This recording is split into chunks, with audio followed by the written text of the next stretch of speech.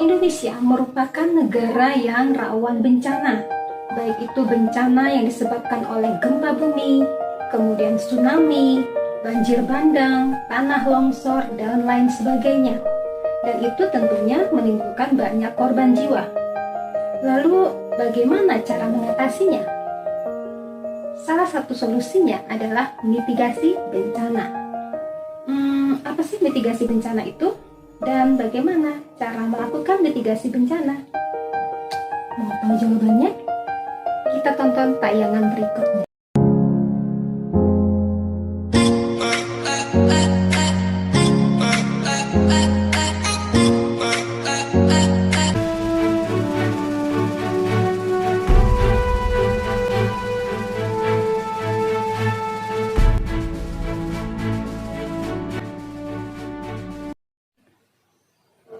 Assalamualaikum warahmatullahi wabarakatuh.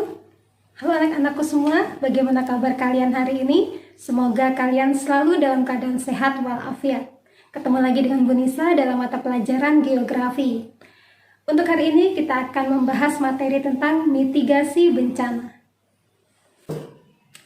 Adapun kompetensi dasarnya yaitu menganalisis jenis dan penanggulangan bencana alam melalui edukasi, kearifan lokal, dan pemanfaatan teknologi. Nah, untuk tujuan pembelajarannya yaitu kalian mampu mengidentifikasi dan menganalisis jenis dan penanggulangan bencana alam melalui edukasi, kearifan lokal, dan pemanfaatan teknologi. Indonesia merupakan negara yang rawan terhadap bencana. Hal ini disebabkan karena beberapa kondisi yang melatar belakanginya, di antaranya kondisi geologis, kondisi geomorfologis, klimatologis, maupun kondisi sosial. Oleh sebab itu, untuk meminimalisir korban bencana, maka perlu dilakukan upaya mitigasi dan adaptasi bencana. Berikut adalah contoh dari upaya mitigasi dan adaptasi bencana. Mari kita lihat tayangannya. Tsunami. Kata tsunami berasal dari bahasa Jepang su yang berarti pelabuhan dan name yang berarti gelombang, sehingga secara umum diartikan sebagai gelombang atau ombak yang besar di pelabuhan. Tsunami dapat diartikan sebagai gelombang laut yang disebabkan oleh gempa bumi dengan pusat di bawah laut, diikuti dengan dislokasi atau perpindahan massa tanah atau batuan yang sangat besar di bawah air.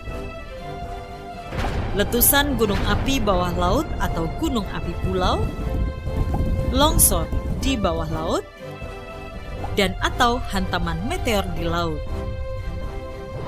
Tanda-tanda akan terjadinya tsunami adalah: pada umumnya, di Indonesia didahului dengan gempa bumi besar dan susut laut. Terdapat selang waktu antara waktu terjadinya gempa bumi sebagai sumber tsunami dengan waktu tiba tsunami di pantai. Di Indonesia, tsunami dapat terjadi dalam waktu kurang dari 40 menit setelah gempa bumi terjadi. Gelombang air laut datang secara mendadak dan berulang dengan energi yang sangat kuat.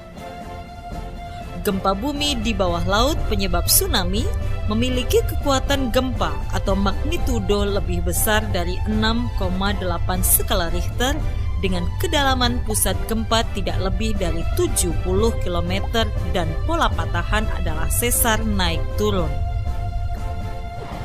Upaya pengurangan resiko bencana tsunami dapat dilakukan dengan pembangunan sistem peringatan dini tsunami,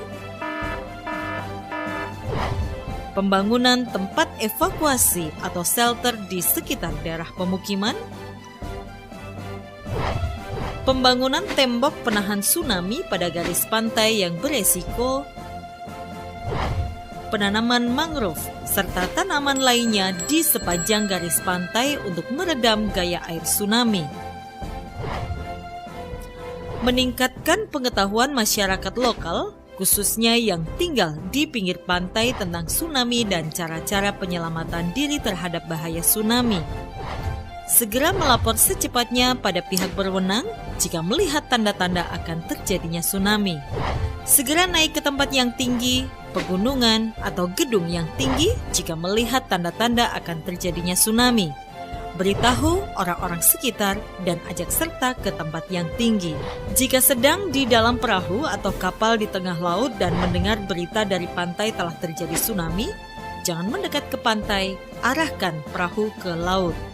Gelombang pertama biasanya disusul gelombang berikutnya.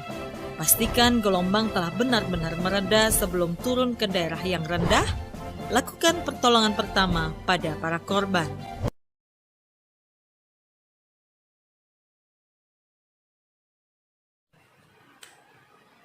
Tingginya potensi bencana di Indonesia sejak zaman dahulu memaksa nenek moyang kita untuk belajar melakukan mitigasi dan adaptasi bencana. Dalam menghadapi gempa bumi, masyarakat suku Baduy menyiasatinya dengan aturan dalam pembangunan rumah. Dalam hal ini, bahan-bahan bangunan yang dimanfaatkan adalah bahan-bahan yang lentur, seperti penggunaan bambu, kemudian jerami, maupun tali. Sehingga pada waktu terjadi gempa bumi, rumah tidak mudah rusak. Smong merupakan salah satu bentuk kearifan lokal yang terdapat di Pulau Simeulue, Aceh. Smong merupakan bahasa tradisional dari Pulau Simeulue, Aceh, di mana ini artinya adalah gelombang laut besar yang akan muncul setelah terjadinya gempa bumi. Smong biasanya dilantunkan dalam bentuk cerita rakyat, puisi-puisi, maupun senandung untuk tidur.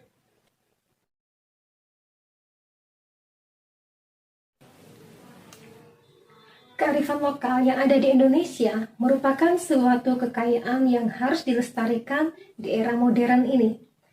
Perpaduan antara modernisasi dan kearifan lokal mungkin menjadi langkah efektif di dalam meminimalisir dampak dari bencana yang terjadi di Indonesia. Demikian materi untuk hari ini, semoga bermanfaat dan menambah wawasan kita terkait dengan mitigasi bencana. Pesan dari Bu Guru, ingatlah selalu protokol kesehatan, pakai masker, mencuci tangan, jaga jarak, kurangi mobilitas, dan jangan lupa bahagia. Sekian, Assalamualaikum warahmatullahi wabarakatuh dan sampai jumpa.